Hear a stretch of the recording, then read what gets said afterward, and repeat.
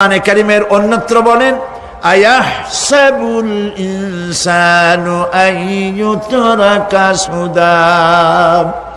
মানুষ কি ভেবেছে যে তাদেরকে নিরর্থক আমি সৃষ্টি করেছি? মোটেই না।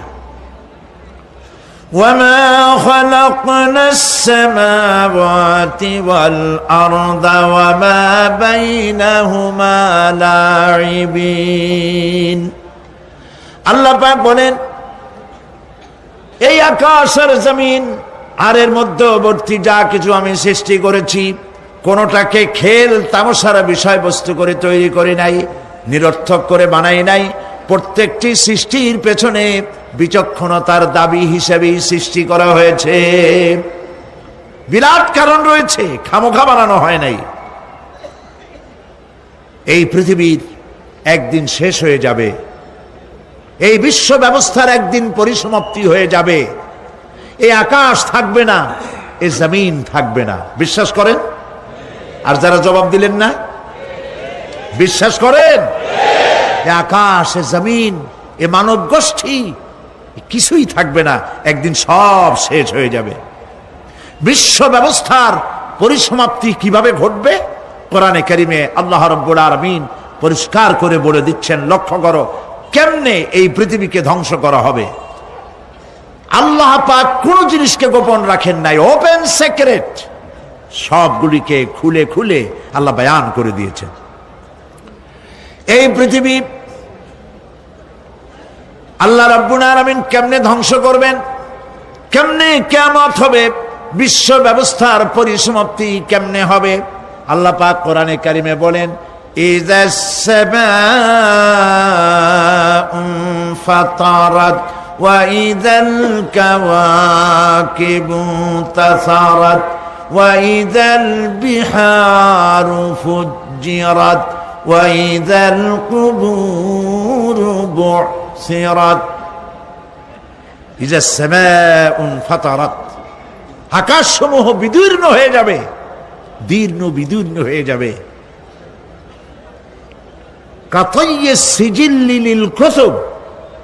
কেতাবের পৃষ্ঠা যেমন একটার উপরে একটা পড়ে, শুনতেছেন কথা? বইয়ের পাতা যেমন একটার উপরে একটা পড়ে, এভাবে উল্টাতে থাকলে অনুরূপ ভাবে আকাশ সমূহ একটার পর একটা বইয়ের পাতার মতো পড়ে ভেঙ্গে চুরে চুরমার হয়ে যাবে। সুবহানাল্লাহ। ওয়াইদাল কাওয়াকিবু ইনতাসারাত, সমস্ত তারকাগুলি বিক্ষিপ্ত হয়ে পড়তে থাকবে। তারকা, আপনারা কি মনে করেন নাকি যে তারকাগুলি আতশবাজি যেমন ফুটকে ফুটকে ওঠে ওই রকম কতগুলি ছিটকে ছিটকে পড়বে, চোখে দেখা যাবে, মাটির সাথে কিছুই পড়বে না, এরকম মনে করেন নাকি? তারকা সম্পর্কে আপনাদের ধারণা কি? বিশাল তারকা, কত তারকা! সমুদ্রের বেলাভূমিতে দাঁড়িয়ে বালুকণাগুলি, সমুদ্রের বালুকণাগুলি গোনা যদি সম্ভব হয়, আল্লাহর আকাশে কত তারকা গুণে শেষ করা যাবে না। এ তারকা এতটুক নয়, যতটুক আপনি দেখেন বিশাল তারকা। যে সূর্য পৃথিবীর চাইতে 13 লক্ষ গুণ বড়, এরকম 1.5 থেকে 2 অথবা 3 কোটি সূর্য খাইয়া পেটের মধ্যে হজম করতে পারে এমন হাজার হাজার বিলিয়ন বিলিয়ন তারকা আল্লাহ পাক গ্যালাক্সির মধ্যে পয়দা করে রেখেছেন। এগুলি যখন ছিটকে পড়তে থাকবে পৃথিবীর উপরে, ওয়াইদাল কাওয়াকিবু ইনতাসারাত, সমস্ত তারকাগুলি বিক্ষিপ্ত হয়ে পড়তে থাকবে।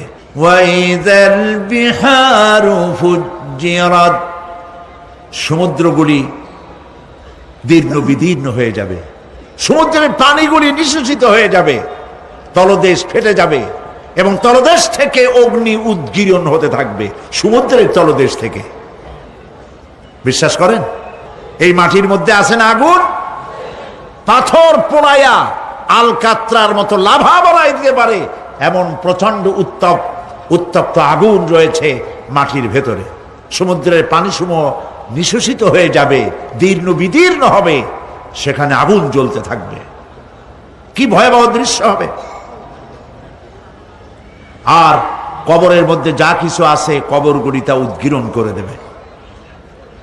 অন্য সূরার মধ্যে আল্লাহ পাক বলছেন, ইযাশ শামসু কুমিরাত ওয়া ইযান নুজুমুন কাদারাত ওয়া ইযাল জিবালু সুয়্যিরাত। যখন সূর্যকে ঢেকে দেওয়া হবে, বিশাল সূর্যটা হারায় যাবে, আর তারকাগুলো বিপর্যস্ত হয়ে যাবে, পাহাড়গুলিকে চালিয়ে দেওয়া হবে।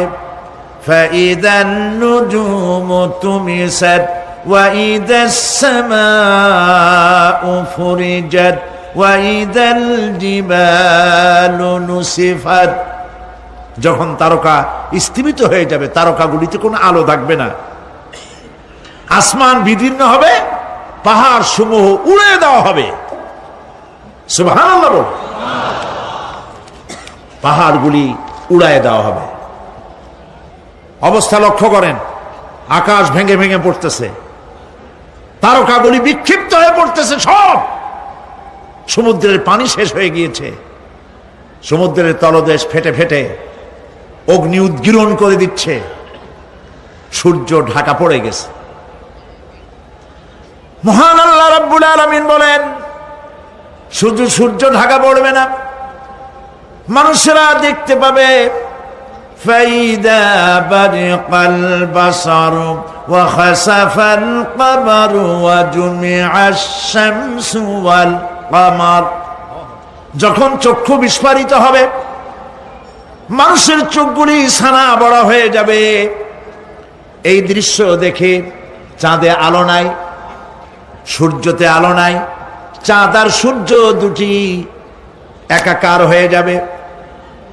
আল্লাহ পাক বলছেন, ওয়া হুমিলাতিল আরদু ওয়াল জিবালু ফাদুক্কাতা দাক্কাতান ওয়াহিদা।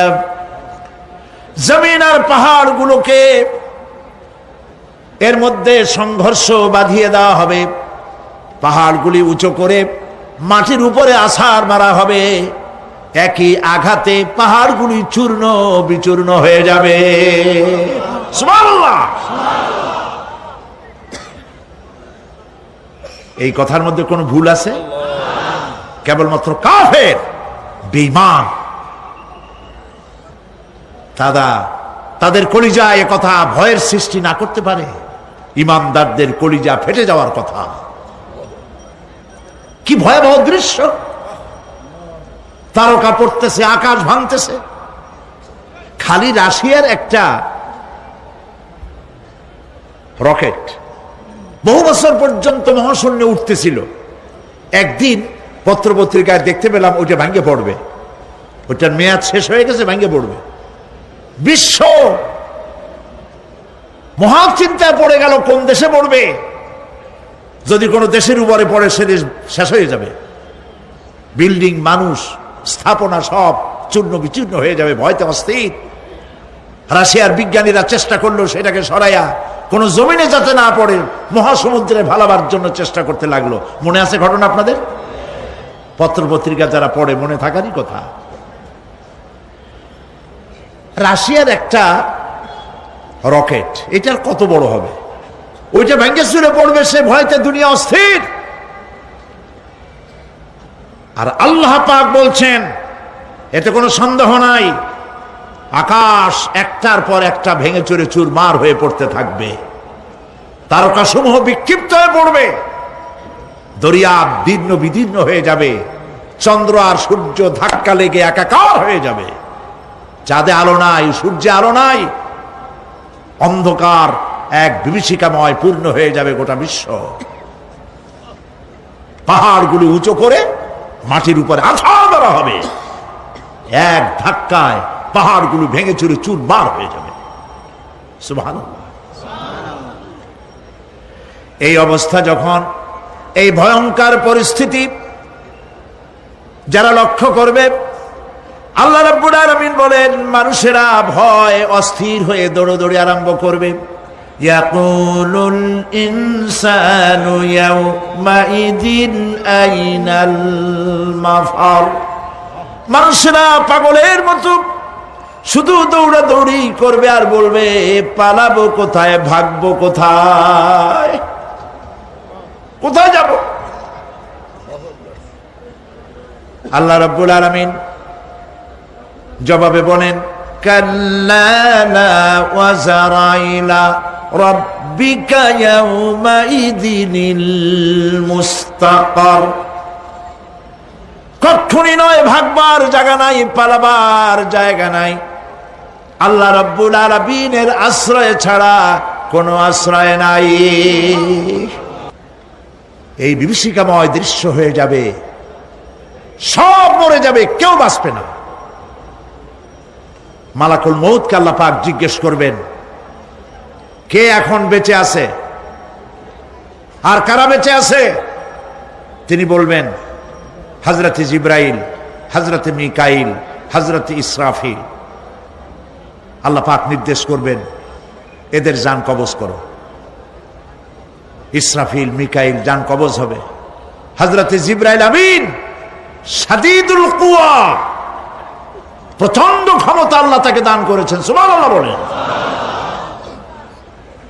দুনিয়ার সব নবীদের কাছে বাণী বহন করে নিয়ে আসছেন পূর্ণ অথেন্টিসিটির সাথে, সুবহানাল্লাহ।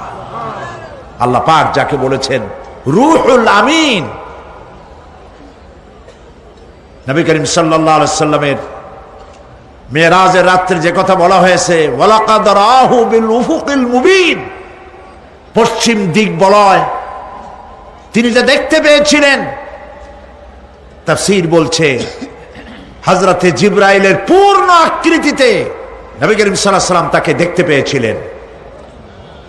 হযরতে জিবরাইল যখন দুনিয়া আসেন, কোন কোন কিতাবে লেখা হয়েছে 600 ডানা আছে তার, দুই ঝাপটায় আকাশ থেকে জমিনে চলে আসেন, সুবহানাল্লাহ। হযরতে জিবরাইলকে আল্লাহ পাক বলবেন তাকে মওত দাও, হযরতে জিবরাইলও বিদায় হয়ে যাবে। আল্লাহ প্রশ্ন করবেন এখন আর কে বাকি, মান বাকিয়া ইয়া মালাকাল মউত।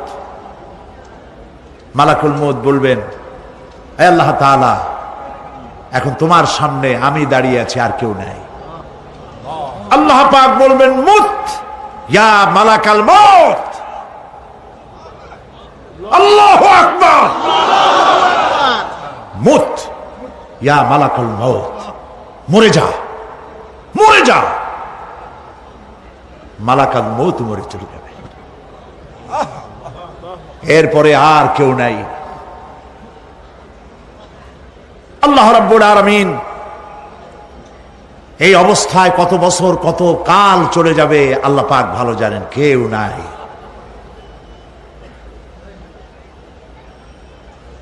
আজকের রাজত্ব কার? আল্লাহ প্রশ্ন করবেন আজকের রাজত্ব কার? আল্লাহ পাক আওয়াজ দিবেন, বলবেন আজকের রাজত্ব কার? কোনো জবাব নাই, আকাশের নাই, জমিনের নাই, আকাশও তো নাই, কারো কোনো জবাব নাই। আল্লাহ পাক বলবেন লিল্লাহি ওয়াহিদুল কাহ্হার। আজ একমাত্র রাজত্ব হচ্ছে পরাক্রমশালী আল্লাহ রাব্বুল আলামিনের। আল্লাহ পাক বলবেন ইয়া দুনিয়া আইনা শুজারুকি, হে পৃথিবী তোর গাছগুলা কই? ইয়া দুনিয়া আইনা জিবালুকি, হে পৃথিবী তোর পাহাড়গুলা কই? আইনাল জব্বারিন, স্বৈরাচারেরা কোথায়? কারো কোনো জবাব হবে না। আল্লাহ পাক এরপরে আবার মানুষগুলিকে চিন্তা করবেন, সুবহানাল্লাহ। ওয়া ইযাল কুবুরু বু'থিরাত, যা কিছু মাটির মধ্যে লুক্কায়িত ছিল সবগুলি আল্লাহ পাক বের করে নিয়ে আসবেন। হাসরের ময়দান হবে, উপস্থিত হবে সমস্ত মানুষ, কেউ পলায় থাকতে পারবে না কোথাও। কুমিরে যারে খাইছে, বাঘে যারে খেয়েছে, আগুনে যারে পোড়াইছে, পানিতে যে পচে গেছে, পোকামাকড়ে যারা খেয়েছে, কোনো পথ নাই। সবাই আল্লাহর দরবারে উঠবে, পায়ে জুতা নাই, মাথায় কাপড় নাই, পরনে কোনো কাপড় চোপড় নাই, উলাঙ্গিনী। উম্মুল মুমিনিন হযরতে আয়েশা সিদ্দিকা রাদিয়াল্লাহু তাআলা আনহা নবী করিম সাল্লাল্লাহু আলাইহি ওয়াসাল্লামের জবান মোবারকে এটা শুনে কেঁদে ফেললেন, বললেন, ইয়া রাসূলুল্লাহ, আমারও কি সেই অবস্থা হবে? তিনি বললেন, হ্যাঁ। উম্মুল মুমিনিন বললেন, ইয়া রাসূলুল্লাহ, তখন কি আমার শরম হবে না?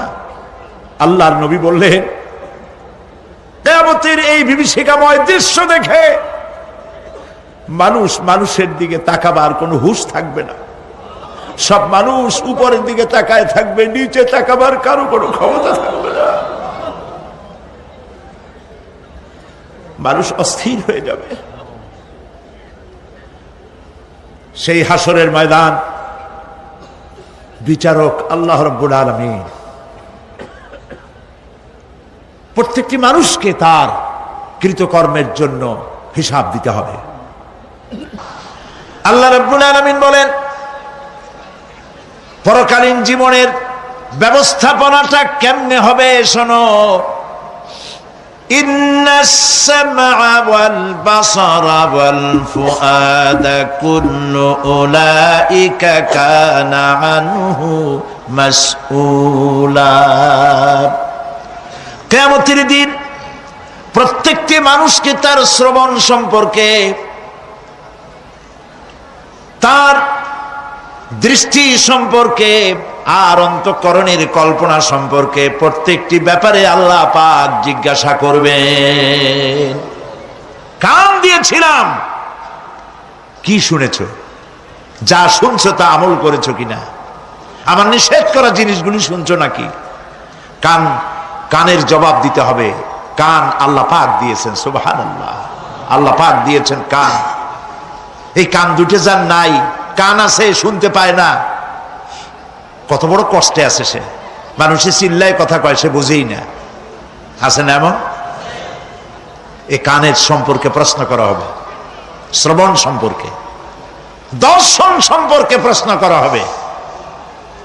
যা দেখতে নিষেধ করেছি সেগুলো দেখছো নাকি?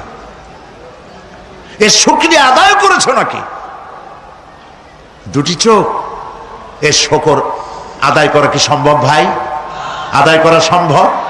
এই দুটি চোখ যদি না থাকতো, আমার গর্ভধারিণী মাকে দেখতে পারতাম না। এই সুন্দর চোখ দুটি যদি আল্লাহ না দিতেন, আল্লাহর এই সুন্দর সৃষ্টি দেখা থেকে বঞ্চিত হয়ে যেতাম। আল্লাহকে বলি, মনিব, হে বিশাল আকাশের মালিক, তুমি দয়া করে না চাইতে আমাদের শরীরে যা দিছো নিয়ামত, মৃত্যুর আগে ছিনায় নিও না। দুটি চোখের শকর আদায় করতে পারবো না। চোখের মধ্যে পানি আছে, কান্নার পানি না, সবসময় চোখে পানি আছে। চোখে আমরা পলক দেই না? কত কুদরত আল্লাহ পাকে। এই পৃথিবীতে দিনে রাতে অসংখ্য পলুয়েশন, রোগ জীবাণু সমানে উঠতেছে। এখন যদি মাইক্রোস্কোপ যন্ত্র এখানে থাকতো, তাহলে দেখতেন এই পরিবেশটা কত দূষিত, কত পলিউশন, কত জার্ম। এগুলি নাকের মধ্য দিয়ে পেটে যাচ্ছে, চোখের মধ্যে ঢুকতেছে। ক্রমাগত চোখের ভিতরে ধুলাবালি ঢুকবে, আর পরিষ্কারের কোনো ব্যবস্থা যদি না করা হয়, চোখের দৃষ্টি নষ্ট হয়ে যেতে পারে। এই জন্য আল্লাহ রাব্বুল আলামিন চোখের ভিতরে মেডিসিন রূপী এক প্রকারের পানি রেখেছেন, আর অটোমেটিক চোখের পাতা ওঠানামা করে প্রতি মুহূর্তে চোখকে ক্লিন করে দিতেছে। এই চোখ সম্পর্কে আল্লাহ রাব্বুল আলামিন প্রশ্ন করবেন, অন্তঃকরণ সম্পর্কে প্রশ্ন করবেন। জবাব দেওয়া সেদিন বড়ই কঠিন হয়ে যাবে।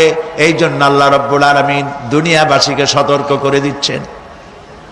তিনি আরো বলছেন, ওয়ালাকাদ খালাকনাল ইনসানা ওয়া না'লামু মা তুওয়াসবিসু বিহি নাফসু ওয়া নাহনু আকরাবু ইলাইহি মিন হাবলিল ওয়ারিদ।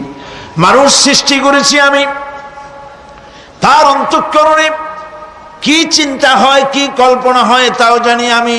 আর আমি আমার বান্দার যেই সাহারাগের উপরে মাত্র ট্রেনের ভিতরে বিজ্ঞানীরা খুঁজে পাচ্ছে, আল্লাহ পাক মানুষের গলায় একটা টেপ রেকর্ডার লাগাই দিয়েছেন। সুবহানাল্লাহ বলেন।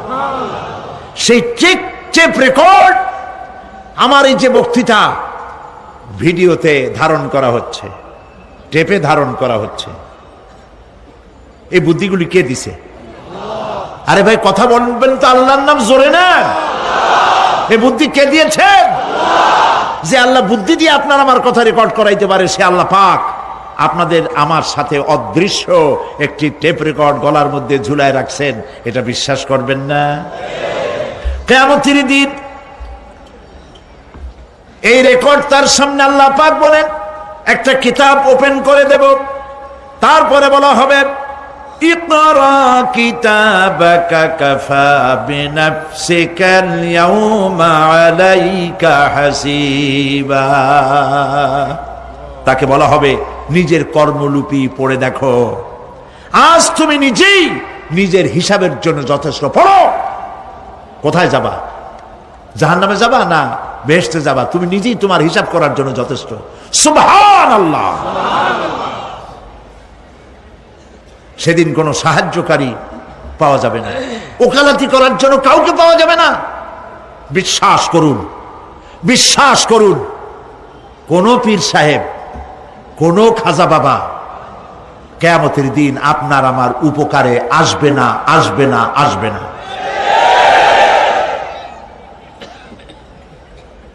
আমল ভালো হবে, আল্লাহ ক্ষমা করবেন। আমল ভালো নাই, পীর সাহেবরা কিচ্ছু করতে পারবেন না। কেউ কেউ মনে করেন পীর সাহেব আমার সুপারিশ করবেন। কিয়ামতের দিন আপনারাই দেখবেন ওনাদের সুপারিশ কে করে। কিয়ামতের দিন আল্লাহ পাক আরো পরিষ্কার করে বলছেন, লান তানফাকুম আরহামুকুম ওয়ালা আওলাদুকুম ইয়াউমাল কিয়ামাহ। কিয়ামতের দিন সন্তান সন্ততি আর সম্পদ কোনো কাজে লাগবে না, এগুলি কোনো উপকার হবে না মানুষের জন্য। আর সেখানে উৎকোষেরও কোনো কারবার চলবে না। এই পৃথিবীতে উৎকোষ দিয়ে অনেক কাম করা যায়, কিন্তু কিয়ামতে চলবে না। আল ইয়াউমা লা ইয়ানফাউ মালু ওয়ালা বানুন। সুবহানাল্লাহ, সুবহানাল্লাহ। যেখানে কিয়ামতের দিন ধন, সন্তান, সন্ততি কোনো কাজে লাগবে না।